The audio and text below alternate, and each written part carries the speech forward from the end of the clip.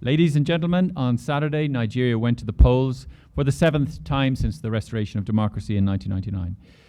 I want to express my gratitude to the millions of Nigerian voters that cast their vote in the Presidential, Senate and House of Representatives elections on Saturday, despite prevailing challenges. I commend the commitment and determination of voters, especially of the youth who have contributed hugely to the democratic process. Today, the election process is far from finished. The mission is now only in a position to comment on observation undertaken to date, and we do not comment on the ongoing collation in a substantial way. The following remarks are therefore preliminary in nature on the process observed so far. So let me start with a summary of the main findings of our observations. Nigerians went to the polls in a highly anticipated presidential and National Assembly elections, with INEC notably kept on schedule despite a volatile and challenging environment. Fundamental freedoms of assembly and movement were largely respected, yet the full enjoyment of the latter was impeded by insufficient planning, insecurity, and the prevailing naira and fuel shortages, particularly in the weeks before the election day. Abuse of incumbency by various political office holders distorted the playing field, and there were allegations widespread of vote buying.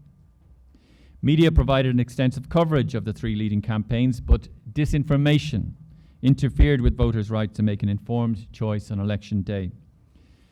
Let me go into the details of our findings. First, about INEC. INEC was, of course, challenged by the ongoing fuel and cash shortage. Insecurity prevented INEC from accessing some areas, and it suffered attacks on its premises and personnel, including just days before polling. This hindered preparations in affected areas and instilled fear in voters.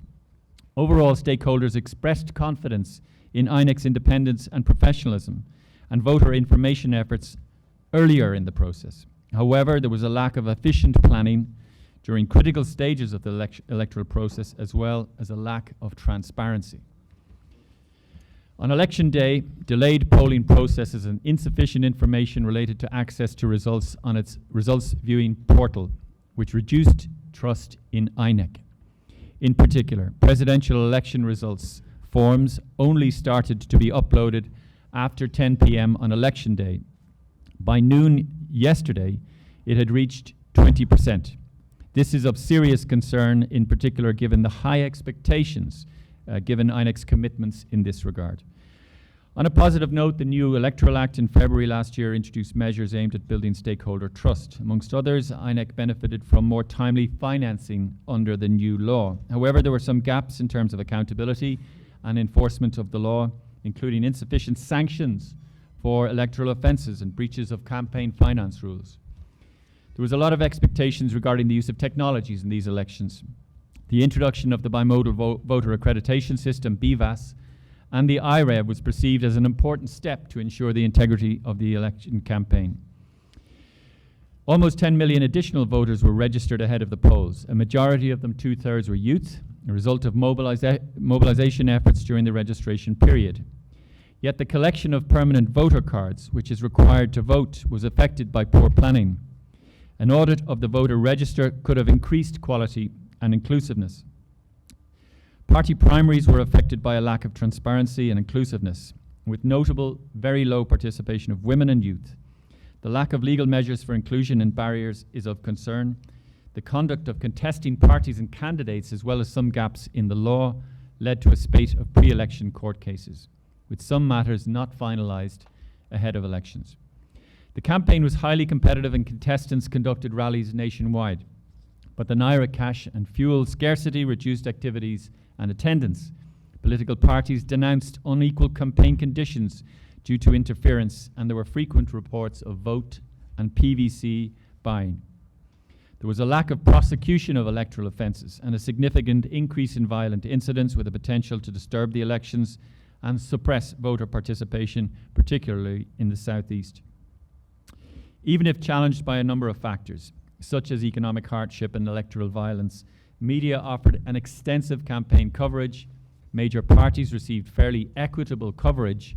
Unfortunately, analytical reporting on party policies was limited, and key candidates refused to participate in debates, thereby undermining voters' right to an informed choice.